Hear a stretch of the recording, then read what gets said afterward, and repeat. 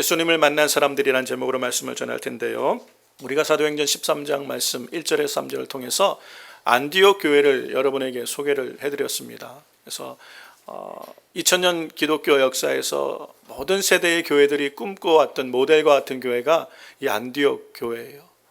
그리고 우리 주님이 귀하게 세계 복음화를 위해서 예수님의 지상 명령이 실제로 이루어져가는 일에 이 안디옥 교회가 아주 아름답게 쓰임을 받았습니다.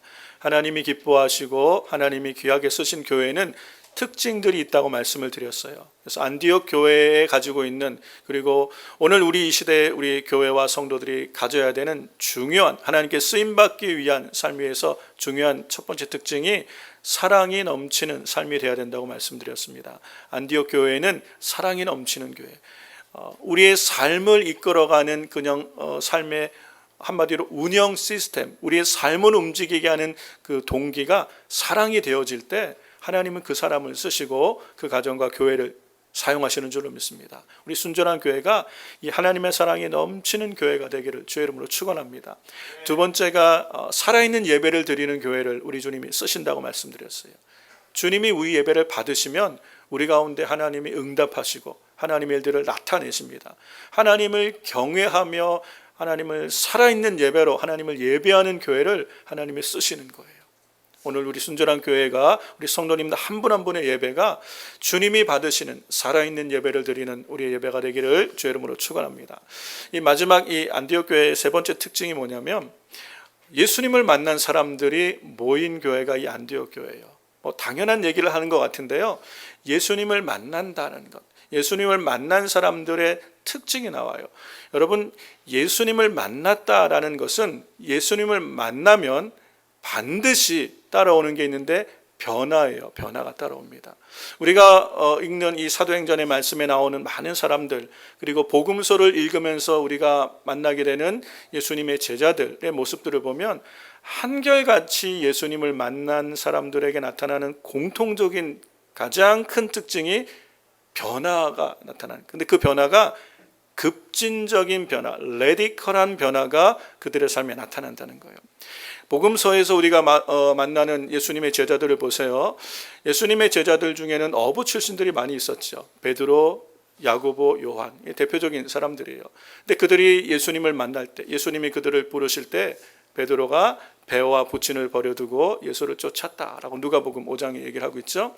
예수님을 만난 인생들이 삶의 변화를 가져오는데 그들의 삶의 직업, 삶의 도구였던 배와 심지어는 가족까지도 내려놓고 예수님을 따를 정도의 급진적인 변화가 제자들의 삶에 있는 걸 볼 수 있어요. 예수님의 제자 중에는 세리 출신도 있습니다. 마태라는 사람은 세리 출신이었어요.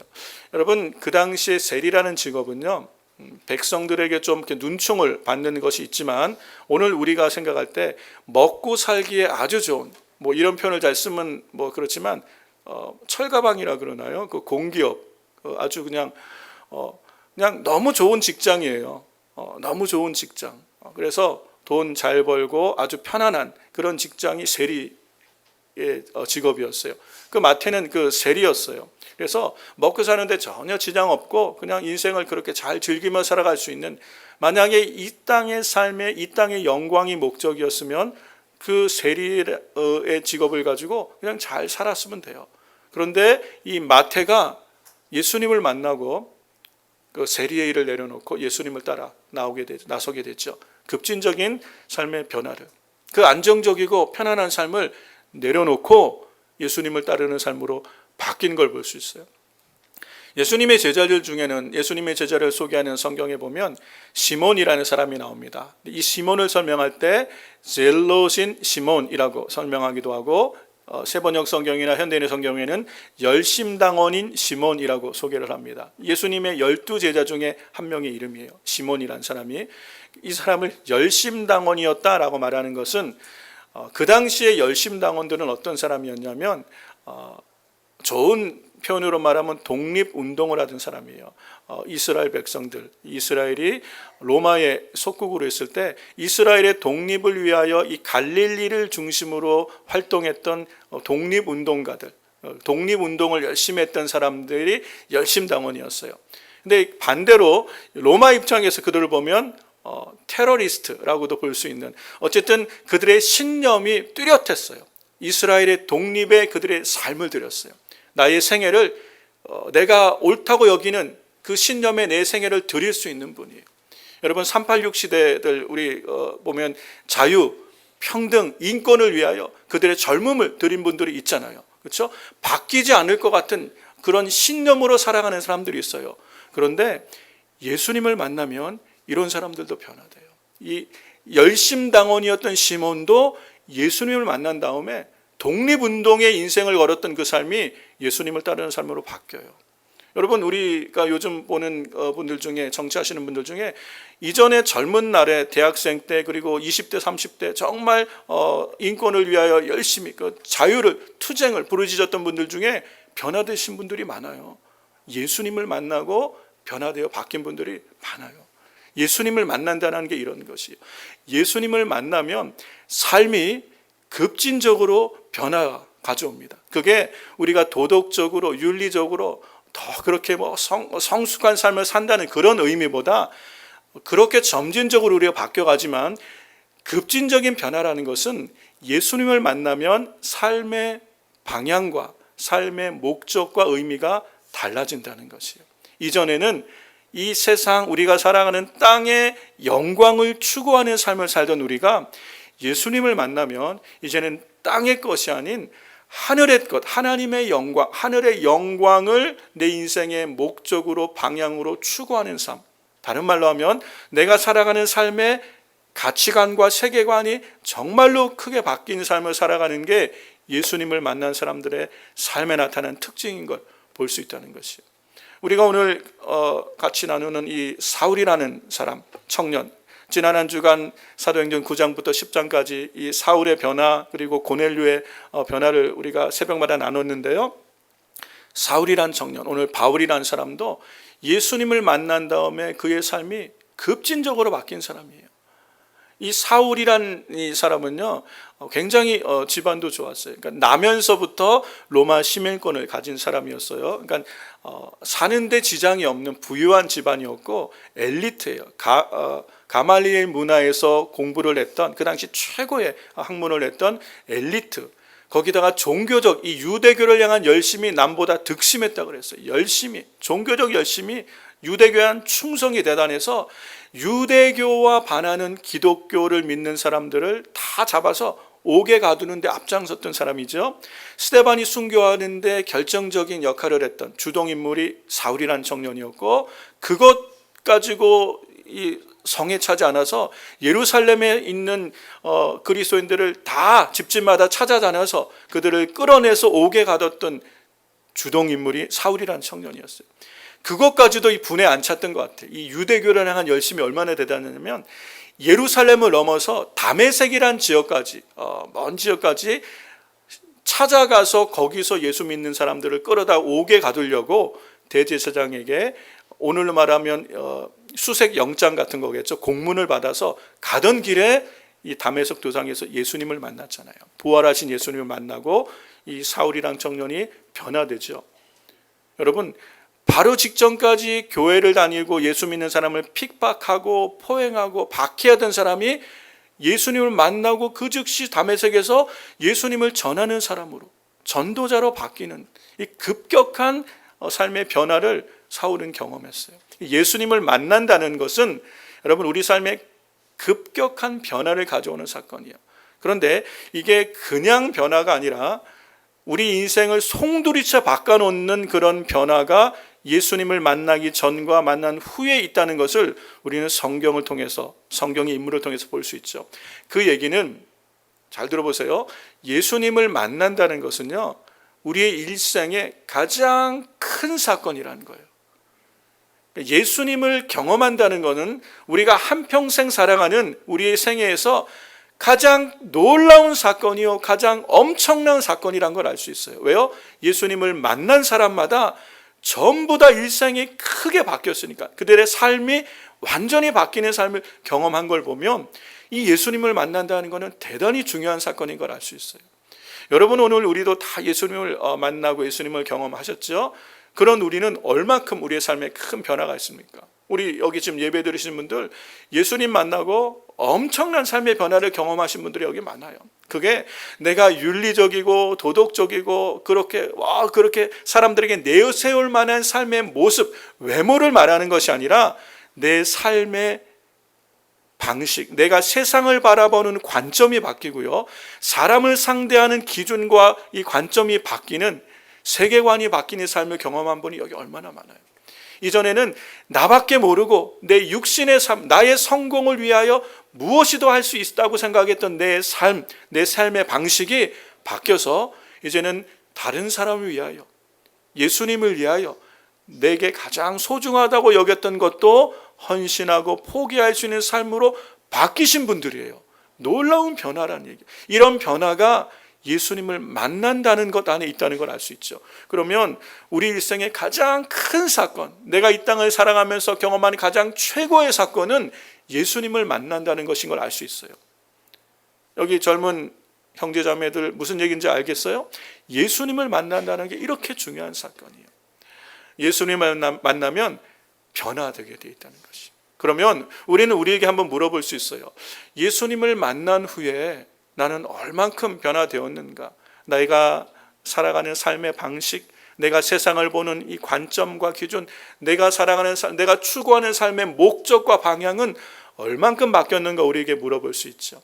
이것이 눈에 띄게 급격하게 바뀐 분들도 계시고 아주 점진적으로 서서히 변화되어 가는 분들도 계세요.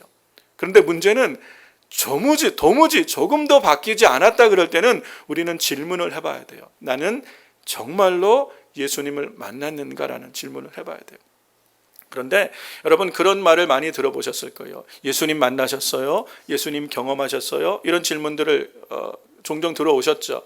여러분 예수님을 만난다는 게 뭐예요?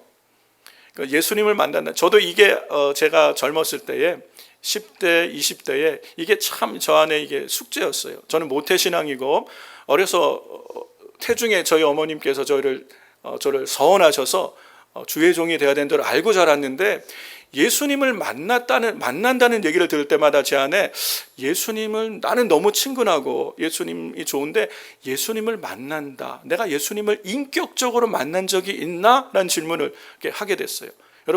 여러분은 예수님을 여러분의 생에 인격적으로 만나신 경험이 있으십니까? 이게 무슨 의미예요? 예수님을 인격적으로 만나는 것. 마치 제자들이 예수님을 대면하여 보잖아요. 예수님을 대면하여 보듯 그렇게 만나는 것. 오늘 내가 꿈에서 예수님을 만나야 되나? 라고 생각한 적도 있어요. 그래서 예수님 꿈꾸게 해주세요. 제가 10대 때 그 기도 많이 했어요. 꿈에서 예수님 한번 보고 싶었어요. 그러면 예수님을 만난 것 같은, 누가 물어볼 때 나 예수님 만났어요 라고 대답할 수 있을 것 같아서 꿈에서 예수님 만나게 해주세요. 그렇게 막 기도했던 적도 있어요. 여러분이 꿈에서 예수님을 만나면 여러분은 예수님을 인격적으로 만난 것인가요? 아니면 여러분이 기도하다가 환상 중에 예수님을 봤어요. 예수님의 음성을 들었어요. 그러면 여러분 예수님을 인격적으로 만나신 거예요? 그렇다고 생각할 수도 있겠죠? 그런데 그런 의미가 아니고 예수님을 정말 내가 내 인생에서 인격적으로 만났다라는 의미가 뭐예요? 이거는 예수님이 누구신지를 깨달았다라는 의미예요. 예수님을 인격적으로 만났습니다라는 말의 의미는 예수님이 누구신지를 내가 인격적으로 내가 깨달았다라고 말하는 것이에요. 깨닫는 것. 이 얘기를 우리가 어떻게 알 수 있냐면 마태복음 16장에 가면 예수님께서 공생애를 마무리하시면서 그와 함께 하셨던 12제자, 이 12제자만 데리시고 따로 가이사랴 빌립보에서 이들을 교육하신 적이 있어요. 이제는 공생애를 마무리하면서 이들에게 확실하게 다시 한번 예수님께서 누구신지를 이제 검증하시려고 이들에게 질문을 하시는 거예요. 사람들은 나에 대해서 뭐라고 얘기하느냐? 그때 사람들은 세례 요한이라고도 얘기하고요, 엘리야라고도 얘기하고요, 선지자 중에 한 명이라고 얘기합니다. 그러니까 예수님은 하나님에 관하여 많이 알고 계신, 하나님의 뜻을 전달하는 분 정도로 당시 유대인들은 그렇게 생각을 했던 것 같아요. 예수님은 그런 답을 듣기 원하지 않으셨어요. 그래서 예수님이 그러면 너희는 나를 누구라고 하느냐? 너희는 나를 누구라고 생각하느냐? 돌직구로 물어보시는 거예요. 너희가 지금 거의 한 이제 2년 넘도록 나를 따라다녔는데 너희는 나를 누구로 만나고 있느냐? 이 질문을 하신 거예요. 그때 베드로가 딱 나서서 하는, 예수님이 듣기 원하시는 정답을 얘기합니다. 베드로가 뭐라고 16절에 얘기하세요? 주는 그리스도시요 살아계신 하나님의 아들이십니다. 우리 주님은 이 대답을 듣고 너무너무 좋으셔요. 이 대답을 듣기 원하시는 거예요. 예수님이 누구신 거예요? 예수님은 그리스도시라는 거예요. 예수님은 살아계신 하나님의 아들이신 거예요. 이 사실을 깨달아야 돼요. 이게 예수님을 만나는 거예요. 예수님을 내 인생에서 인격적으로 만난다는 것, 이게 구원이고 거듭남이에요. 내가 거듭난다는 것은 예수님을 만나는 거예요. 근데 예수님을 인격적으로 만나는 거예요. 그분이 누구신지를 깨닫는 거예요. 아, 예수님은 그리스도시구나. 예수님은 하나님의 아들이시구나. 이 사실을 내가 확실히 깨닫는 것이 예수님을 경험하는 거예요.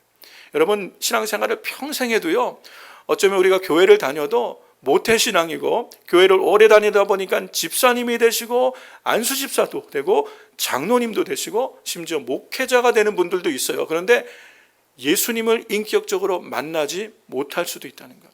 예수님이 그리스도시고 살아계신 하나님의 아들이신 것을 확실히 깨닫지 못할 수가 있어요. 왜냐하면 이거는 내가 배워서 들어서 공부해서 깨달아지는 게 아니기 때문에 그래요. 예수님이 그리스도라는 말씀의 의미가 뭡니까?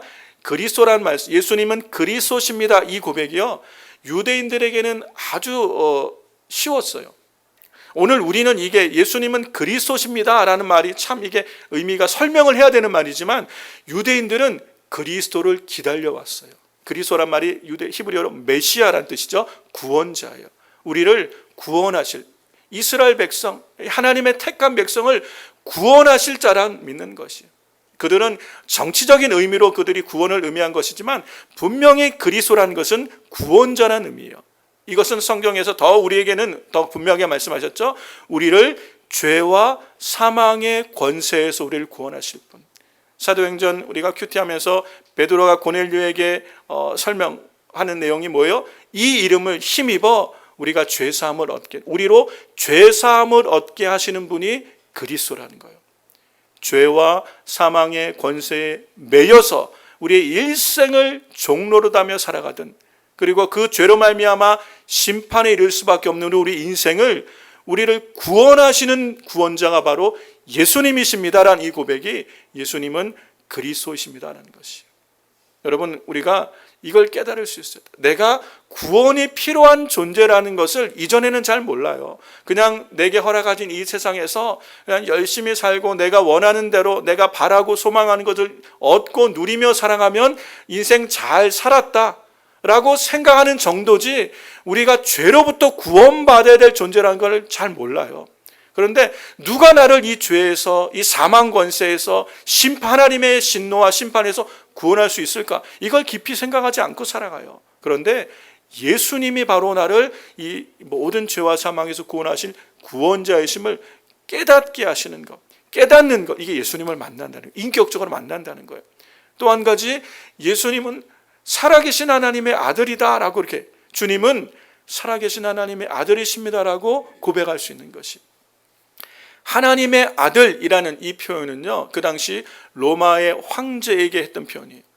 그러니까 황제는 하나님의 아들이다라는, 이게 뭐예요? 황제는 우리의 경배와 우리의 찬송을 받기에 합당한 분, 우리가 무릎 꿇고 우리가 그의 음성을, 그의 말을 순종해야 할 대상이 로마의 황제입니다라는 고백이 큐리오스라는, 하나님의 아들이라는 고백이에요. 주라는 고백이에요.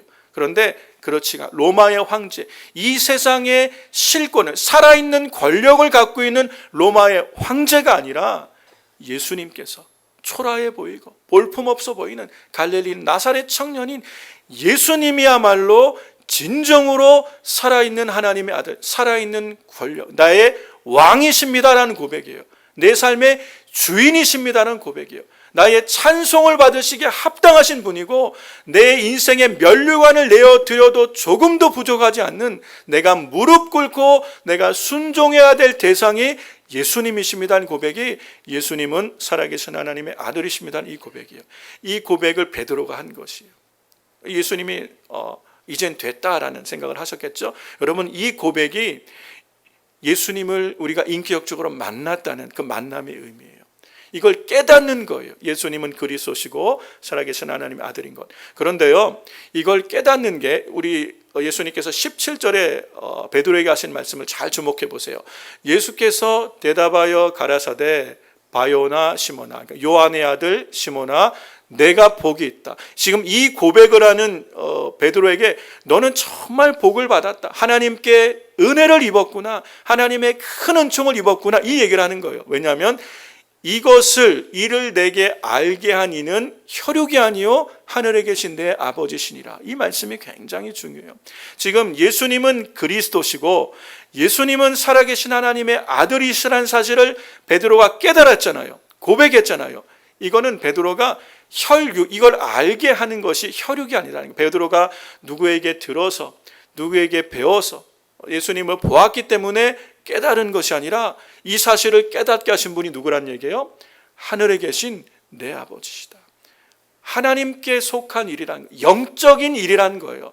예수님이 그리스도시고 살아계신 하나님의 아들이라는 이 분명한 믿음의 고백을 할 수 있는 것, 이거를 깨닫는 것은요, 사람의 영역이 아니라 성령으로 말미암아 되어지는 하나님의 은혜에 속한 일이라는 것이에요. 여러분, 그렇기 때문에 이게 우리에게 큰 은혜라는 것이에요. 예수님이 그리스도심을 성령께서 우리에게 알게 해주신, 깨닫게 하시는 거예요. 그래서 너희가 그 은혜를 인하여 믿음으로 말미암아 구원을 얻었나니 이것이 너희에게서 난 것이 아니요 하나님의 선물이라. 우리의 구원이 하나님의 선물인 이유가 뭐냐면, 예를 들어서 제가 만약에 누구에게, 우리 청년들에게 가르쳐줘서 저에게 듣고 배워서 예수님이 그리스도인 줄을 믿었다면 사람에게 듣고 배운 거잖아요. 근데 그렇게 되어지는 것이 아니라 우리가 전해줄 수는 있지만 깨닫는 것, 깨닫고 정말 믿어지는 것은 성령님께서 우리 가운데 하셔야 되는 은혜의 역사인 줄로 믿습니다. 선교지에 가서 복음을 전하게 되잖아요. 그러면 뭐 50명이든 100명이든 앞에 사람들을, 현지인들을 앉혀놓고 복음을 전합니다. 같은 장소에서 똑같은 사람이 복음을 전하는데 어떤 사람은 예수님을 받아들이고 어떤 사람은 예수님을 거절해요. 왜 그래요? 제 전달력이 부족해서 예수님을 거절하고 제 전달력이 뛰어나서 예수님을 받아들이고 그러면 저에게서 나타나는 것이죠. 근데 그게 아니라는 거예요. 똑같은 사람이 똑같은 장소에서 동일한 말씀을 전하는데 어떤 사람은 받아들이고 어떤 사람을 거절해요. 왜 그래요? 어떤 사람은 예수님이 그리스도십니다, 예수님이 우리의 구원자십니다 라고 전할 때 이거를 깨닫는 분이 있고, 어떤 분은 아무리 얘기해도 깨닫지 못해요. 왜 그래요? 성령으로 말미암기 때문인 줄로 믿습니다. 그래서 성령님께서 우리의 구원에 함께 역사하시는 거예요. 이 예수님을 깨닫는 것은 하나님의 은혜의 역사, 성령께서 함께 하셔야 되는 일인 줄로 믿습니다. 그래서 우리가 예수님을 이렇게 만나는 거예요. 예수님을 인격적으로 만났다는 것은 예수님이 누구신지를 깨닫는 거예요. 그런데 우리의 삶에 왜 변화가 되지 않을까? 도대체 왜 나는 예수님을 믿는데, 신앙생활 하는데 변화가 이렇게 급격하게 나타나지 않을까? 그것은 둘 중에 하나인 것이죠. 우리가 예수님을 만났지만 그 다음에 성장하지 못하고 있는 사람이 있고요, 어쩌면 예수님을 인격적으로 만나지 못했을 수도 있어요. 그러니까 예수님이 그리스도이심을, 예수님이 살아계신 하나님의 아들이심을 많이 들었지만 이게 어느 날 내 안에 참 믿음으로, 내 신앙 고백으로 내가 믿어지지 않은 분이 있을 수 있어요. 그렇게 신앙생활 할 수 있어요. 그런데 오늘 우리에게 정말 예수님을 인격적으로 만나는 삶이 되기 위해서는 두 가지가 그래서 우리에게 필요해요. 요한복음 3장에 보면 예수님께서 니고데모라는 사람을 밤에 만나시잖아요. 그러면서 내가 거듭나야 된다라고 말씀하세요. 이 니고데모는 이 바리새파의 아주 율법에 능한 사람의 선생님, 교사였어요. 성경을 가르치는 사람이었음에도 불구하고 예수님이 내가 거듭나야 돼라고 말할 때 이걸 깨닫지 못했어요. 물과 성령으로 거듭나지 않으면 하나님 나라를 볼 수 없다라고 하시는 예수님의 말씀을 니고데모는 깨닫지 못했어요. 여러분, 오늘 여러분은 물과 성령으로 거듭나야 하나님 나라에 들어갈 수 있는, 구원받을 수 있다는 걸 믿으시죠. 거듭나야 되는 거예요. 그런데 우리가 물과 성령으로 거듭나는 것, 예수님을 정말 인격적으로 경험하고 예수님이 그리스도시요 하나님의 살아계신 하나님의 아들심을 내가 확실히 깨닫는 것이 물과 성령으로 되어지는 일이래요. 그러면 성령으로 말미암는 건 알겠는데 물은 뭘 의미하는 거예요? 이걸 가지고 수세기 동안 학자들이 얘기가 많았어요. 물은 뭐를 의미하는 거냐? 물은 생수이신 성령님을 다시 한번 강조한 거다. 성령으로 거듭난다는 것을 반복해서 강조해서 하는 말이다 라고 말하는 분도 있고, 물이라는 것은 침례를 의미하는 거다. 우리가 믿음의 결단으로 침례를 받고 믿음의 결단과 성령께서 함께 하실 때 우리가 거듭나는 거다. 그리고 물은 하나님의 말씀을 의미하는 거다라는 이런 얘기가 많아요. 저는 개인적으로 물은 하나님의 말씀을 의미한다고 생각을 합니다. 그게 성경, 신약 성경 전체를 볼 때 이것이 훨씬 우리에게 유익한 것을 줘요. 그런데 제가 이 베드로전서 1장 23절의 말씀을 의지해서 이 물이 하나님의 말씀을 의지한다고 더 믿는데, 베드로전서 1장 23절이 이런 얘기를 하고 있습니다. 너희가 거듭난 거에 대해서 얘기할 때 베드로전서 1장 23절에 너희가 거듭난 것은 썩어질 씨로 된 것이 아니요 썩지 아니할 씨로 된 것이니 살아있고 항상 있는 하나님의 말씀으로 된 것이다. 여러분, 우리가 거듭난 것이 뭐로 됐다고요? 하나님의 말씀으로 거듭나게 되었다고 얘기하는 거예요. 하나님의 말씀은 살아있고 항상 있는 말씀, 이게 우리를 거듭나게 하시는. 그래서 예수님은 요한복음 6장 63절에서 내가 너희에게 이런 말이 영이요 생명이다라고 말씀하십니다. 하나님의 말씀이 영이고 생명이고 하나님의 말씀이 우리를 거듭나게 하는데 역사를 하시는 거예요. 그래서 사람이 거듭나지 않으면 하나님 나라를 볼 수 없다는 것은 우리는 말씀과 성령 안에 거듭나는 거예요. 그런데 말씀과 성령 안에 거듭난다는 삶, 그리고 우리가 예수님을 그렇게 정말 그리스도시고 하나님의 아들심을 깨닫고 확신 가운데 거하는, 이게 우리의 거듭나는 삶의 모습이거든요. 그게 반드시 말씀과 성령으로 되어진다는 것이에요. 여러분, 사도행전 9장에 이 사울이란 청년이 다메섹을 가다가 부활하신 예수님을 만나고 급격하게 변화돼서 다메섹에 가서 예수님을 전하는 모습을 볼 수 있죠. 그럴 때 유대인들이 당혹하는 거예요. 분명히 듣는 소식은 예수 믿는 사람을 핍박하러 왔는데 그 사울이 오는 중에 무슨 일을 만났는지 다메섹에 와서는 예수님을 전하는 자가 된 거예요. 여러분, 어떻게 한순간에 예수를 부인하고 핍박하던 자가 한순간에 예수를 전하는 사람이 되었을 수 있을까요?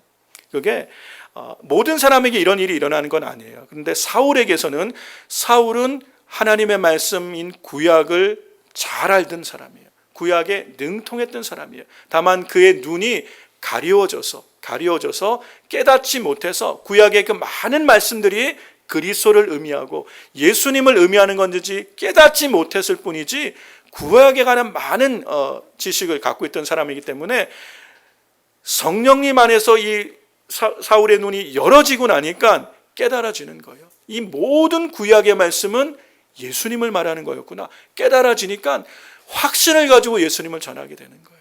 여러분, 오늘 우리가 복음을 깨닫고 예수님이 그리스도시고 살아계신 하나님의 아들이시고 내 인생의 가장 중요한 사건이고 예수님 만나는 것이 내 인생의 큰 의미 있는 만남이라는 것을 깨닫기 위해서는요, 여러분이 성경을 아셔야 돼요. 왜 우리가 예수님을 만났다고 생각하고 예수님을 믿는다고 하면서도 변화되지 않냐면 우리 안에 하나님의 말씀이 없기 때문에 그래요. 성경에 관하여 무지하기 때문에 그래요.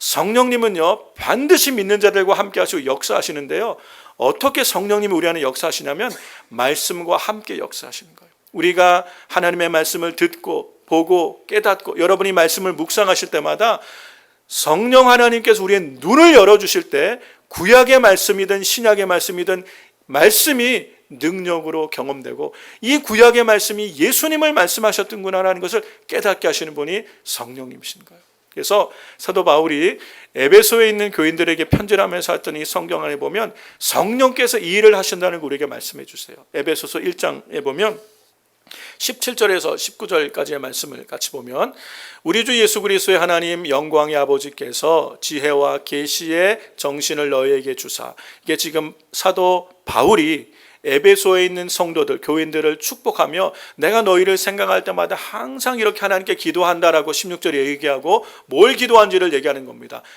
지혜와 계시의 정신, 이 정신이라는 말이 성령이에요. 다른 세번역 성경이나 현대에 보면 성령이라고 번역되어 있습니다. 지혜와 계시의 영이신 성령을 너희에게 주사. 뭘 기도하는 거예요? 하나님, 우리 에베소 교회 성도들에게 지혜와 계시의 성령을 부어 주세요. 저도 매일마다 아침마다 우리 순전한 교회를 이 기도하는 거예요. 하나님, 우리 순전한 교회 어린아이로부터 장년에까지 모든 성도들에게 지혜와 계시의 영이신 성령님을 부어주세요. 이 기도를 하는 거예요. 왜요? 성령을 부어주시면 성령을 주사 그 다음에 알게 하시는 일들이 있어요. 하나님을 알게 하시고, 하나님, 우리가 하나님에 관하여 책도 보고 하나님에 관하여 성경도 보면 알 수 있는데 왜 성령으로 하나님을 아냐? 깨닫는 것은요, 성령께서 하시는 거예요. 하나님을 알게 하시고, 하나님이 내 인생의 주님이신 걸 알게 하시고, 그 다음 보세요. 18절 말씀도 너의 마음의 눈을 밝히사 그의 부르심의 소망이 무엇이며 성도 안에서 그 기업의 영광의 풍성이 무엇이며, 그러니까 믿는 성도 안에, 예수 그리스도를 믿는 성도 안에 약속하신 하나님의 약속이 얼마나 큰지를요 우리가 잘 몰라요. 그런데 성경을 읽다 보면 성령께서 우리의 눈을 밝혀주실 때 깨달아지고 믿어지는 거예요. 그럴 때 하나님의 약속이 믿어지니까 순종하는 삶으로 나올 수 있는 것이요. 우리가 깨달아야 되는 것이, 먼저는 예수님이 누구신지를 깨달아야 돼요. 이게 예수님을 인격적으로 만나는 거예요. 그러기 위해서는 우리가 하나님의 말씀이 우리 안에 가까이 있어야 돼요. 그리고 성령께서 우리 안에 깨닫게 하실 때 우리는 그리스도의 사람으로 거듭나며 그리스도의 장성한 분량까지 자라게 되는 역사가 말씀과 성령 안에 나타나게 되는 줄로 믿습니다. 그래서 여러분, 우리가 구원받은 하나님의 자녀로 이 땅에 살아가면서 하나님의 큰 은혜와 능력 안에서 하나님의 뜻을 이루는 생애를 살아가기 위해서는요, 말씀과 성령께서 우리 안에 함께 하셔야 될 줄로 믿습니다. 우리가 해야 될 일이 뭐예요? 하나님의 말씀을 가까이 하셔야 돼요. 여러분 중에 혹시 내가 아직 인격적으로 예수님을 만나지 못한 것 같아라고 생각이 드는 분, 나는 정말 예수님이 구원자시고 예수님이 하나님의 아들, 내 삶을 다 드려도 아깝지 않은 내가 예배해야 될 주님이시라는 것이 확실히 믿어지지 않는 분들 계시죠? 그런 분들은 성경을 읽으셔야 돼요. 성경을, 여러분 요한복음 이제 읽고 계시죠? 요한복음을 그냥 숙제하듯이 읽지 마시고요, 진지하게 한 장씩 읽어보세요. 반드시 성령님께서 눈을 열어주시면 예수님이 누구신지 깨닫게 하시는 은혜가 있게 될 줄로 믿습니다. 그럴 때 우리가 예수님을 이제는 확실히 믿게 되는 거예요. 그리고 성경을 가까이 하면 하나님의 약속의 말씀들이 믿어지고, 여러분, 우리가 변화되어지는 삶을 살고 싶은데 안 되는 이유 중에 한 가지가요, 우리가 죄를 이기지 못하기 때문에 그래요. 나를 이기지 못하고 내 안에 있는 욕심, 세상에 있는 이 유혹, 마귀의 괴계를 이기지 못하기 때문에 우리가 자꾸 성장하다가 주저앉는 거예요. 변화되지 못하는 거예요. 우리 안에 변화되는 갈망이 있지만 실제로 변화되어지도록 성령께서 역사하시려면 하나님의 말씀이 우리 안에 풍성히 거해야 돼요. 여러분, 우리가 날마다 하나님의 말씀을 묵상하고 큐티하고 하는 이유가 뭐예요? 하나님의 말씀이 우리 안에서 성령님이 역사하실 때 그 말씀이 능력이 되는 거예요. 우리 삶을, 죄를 이길 수 있는 힘을 하나님의 말씀이 우리에게 주시고요, 우리의 인생을 딱 붙드시고 하나님의 뜻 안으로 이끌어 가시는 능력이 하나님의 말씀 안에 있어요. 성령께서 말씀과 역사하실 때 우리 삶을 그렇게 세워 가시는 거예요. 그 은혜의 역사가 있을 때 우리가 안디옥 교회와 그 성도들처럼 하나님의 일에 순종하며 쓰임받는 삶을 살게 되는 줄로 믿습니다. 주님이 하나님을 예배하는 성도들에게 응답하셨죠. 성령께서 내가 따로 시키는 일을 위하여 바나바와 바울을 따로 세우라 라고 말씀하셨어요. 교회는 성령께서 하시는 말씀을 들었어요. 복음을 위해서, 하나님의 일을 위해서 바나바와 바울을 따로 세워서 파송하라 라고 성령이 말씀하셨는데, 바나바가 없으면 안 되는데요, 사울이 우리 교회 담임 목사님인데 사울이 없으면 우리 교회 안 되는데요, 불순종하지 않았어요. 성령께서 말씀하실 때 순종할 수 있었던 거예요. 왜요? 그들은 예수님을 만났고 예수님을 따르는 사람이었기 때문에 베드로, 요한, 야고보, 예수님의 제자들은 마찬가지고 다 주님이 우리에게 말씀하실 때에 순종할 때 하나님의 일을 이룰 수 있지 않겠습니까? 누가 순종할 수 있는 거예요? 예수님을 그리스도요, 살아계신 하나님의 아들로 만나서 주님의 말씀을 순종하는 것이 내 인생의 소중한 것들, 내가 얻기를 원했던 것, 이 땅의 영광을 누리는 것보다 예수님의 말씀을 순종하여 하늘의 영광을 추구하는 삶이 더욱 가치 있는 삶이란 걸 깨닫는 사람들만이 주님의 말씀에 순종할 수 있게 될 줄로 믿습니다. 여러분, 우리 인생의 소중한 우리의 물질, 우리의 시간, 우리의 건강을 들여서 왜 우리가 알지도 못하는 먼 나라에 가서 일주일, 2주일이라는 그 시간, 나의 1년에 한 번 얻는 이 휴가를 거기에 다 들여서 왜 우리가 그분들을 찾아가고 그분들에게 예수님을 전합니까? 그게 내 삶에 무슨 의미가 있습니까? 의미가 있는 거예요. 나의 물질을 들여서, 그 많은 경비를 들여서, 그 많은 시간을 내가 투자해서 내가 예수님을 전하는 것이 내 인생에 그 시간과 물질을 나를 위해 쓰는 것보다 훨씬 더 의미가 있고 가치 있다는 것을 깨달은 거예요. 성령 안에서 이걸 깨달은 거예요. 그리고 예수님을 추구하며 하나님을 추구하며 살아가는, 영원하신 하나님 나라를 추구하며 살아가는 삶이 이 땅의 영광을 추구하는 사람보다 훨씬 의미 있고 가치 있는 삶이라는 걸 깨닫는 거예요. 이걸 어떻게 우리가 깨달아요? 하나님의 말씀 안에서 성령께서 깨닫게 하실 때 우리의 삶이 변화가 일어나는 거예요. 급진적인 변화가 일어나서 나를 위해 살던 삶이요, 예수님을 위한 삶으로 바뀌어지는, 나 중심의 삶을 살던 내가 하나님 중심의 삶, 예수님을 영화롭게 하는 삶으로 바뀌는 거예요. 그 생각으로 가득한 거예요. 어떻게 하면 주님을 기쁘시게 할 수 있을까? 내가 오늘 열심히 돈을 벌고, 내가 오늘 비즈니스를 성공하고, 사업을 잘하고, 내가 성공하고 건강해야 된 이유가, 이전에는 나를 위한 것이 전부였는데 이제는 주님을 위해서, 하나님 나라와 복음을 위해서, 내가 더 많은 일에 선교를 헌신하기 위해서, 더 주의 의회를 세워가기 위해서 하나님 앞에 쓰임받기를 사모하는 이 삶으로 바뀌는 거예요. 그 인생이 주님 안에서 내 한평생 살아가는 내 삶이 훨씬 가치 있고 의미 있는 삶, 이것이 이 땅에서 영원까지 이어지는 하나님 나라를 사는 삶이기 때문인 걸 깨달은 사람이 이렇게 살아가게 되는 줄로 믿습니다. 이 사람이요, 예수님을 만난 사람인 줄로 믿습니다. 오늘 안디옥 교회가 우리 하나님이 기뻐하시고 쓰실 수 있는 교회가 되었던 것은, 거기는 다 예수님을 만나서 그의 삶의 목적과 방향이 변화된 사람들이 주님의 부르심에 순종하는 삶을 살았기 때문에 하나님이 그 교회를 사용하신 줄로 믿습니다. 오늘 우리 순전한 교회와 우리 예배드리는 모든 성도님들이 이렇게 예수님을 만나고 예수님 안에서 변화되어서 이제는 나의 영광이 아닌 주님의 영광을 위하여 우리가 먹든지 마시든지 무엇을 하든지 하나님의 영광을 위해 살리라, 뜻을 정하여 살아가는 것이 내 인생에 더욱 가치 있고 의미 있는 이름을 깨닫고 인생을 위해 살아가기로 결단한 우리 순전한 교회 성도님들 다 되시기를 주의 이름으로 축원합니다. 그럴 때 주님이 우리와 함께 하시는 거예요. 우리가 주님께 우리 삶을 드리면 주님은 우리의 왕이 되시잖아요. 우리를 책임지시는 거예요. 주님이 전능자의 날개 아래 우리 삶을 보호하십니다. 무엇을 먹을까? 무엇을 마실까? 무엇을 입을까? 우리가 이걸 고민하지 않을 수 없어요. 항상 수고하고 무거운 짐을 지고 우리가 이 땅을 살아가요. 그런데 주님은 뭐라고 말씀하셨냐면, 수고하고 무거운 짐진 자들아 다 내게로 오라, 내가 너희를 쉬게 해주시겠다고 말씀하십니다. 예수님께 가면, 예수님을 내 삶의 주님으로 고백하면 나머지 주님이 책임지신다는 거예요. 그 모든 것은 하나님이 다 우리 주님이 책임지신다는 거예요. 구하는 모든 것을 다 책임지시는 우리 주님이 왕이 되어주는 삶이 바로 이런 삶인 줄로 믿습니다. 그렇게 우리가 예수님을 내 삶의 그리스도로, 내 인생의 주인으로, 왕으로 고백하며 따를 때 주님이 함께 하시고 주님이 책임져 주시고 성령께서 역사하셔서 우리의 삶이 하나님을 영화롭게 하는, 하나님께 영광을 돌리는 그 축복의 삶으로 쓰임받는 저와 여러분 다 되시기를 주의 이름으로 축원합니다.